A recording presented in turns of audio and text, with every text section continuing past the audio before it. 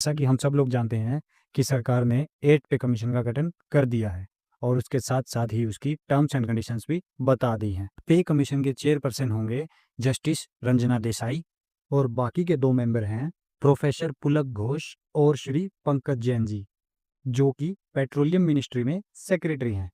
पे कमीशन को 18 महीने का समय दिया गया है अपनी रिपोर्ट को सबमिट करने के लिए।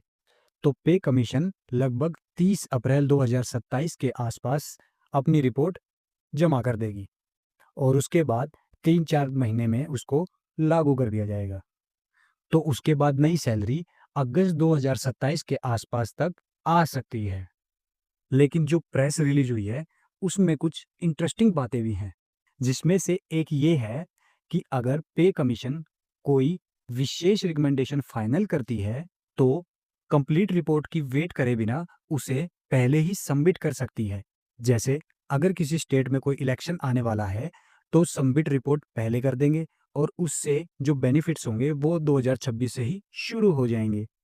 अब बात करते हैं terms and condition and references की। तो सबसे पहला है कि सरकारी कर्मचारियों की सैलरी और पेंशन पर अपनी रिकमेंडेशन देते समय 5 चीज़ों का ध्यान रखेंगे। पहला है कि एडिशनल खर्च रीजनेबल होना चाहिए और देश की इकोनॉमिक स्थिति के अनुसार होना चाहिए।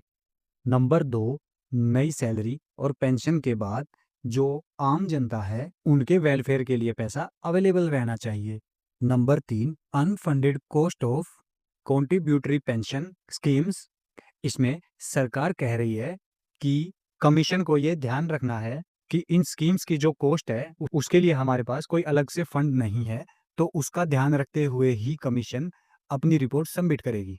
नंबर 4, अगर स्टेट गवर्नमेंट भी 8 पे कमीशन को इम्प्लीमेंट करना चाहती है तो उससे राज्य की अर्थव्यवस्था पर क्या असर पड़ेगा उसका भी कमीशन ध्यान रखेगी। कमीशन वहाँ की प्राइवेट सेक्टर और कंपनी सेक्टर की पे को कंपेयर करके ही अपनी रिपोर्ट सबमिट करेगी।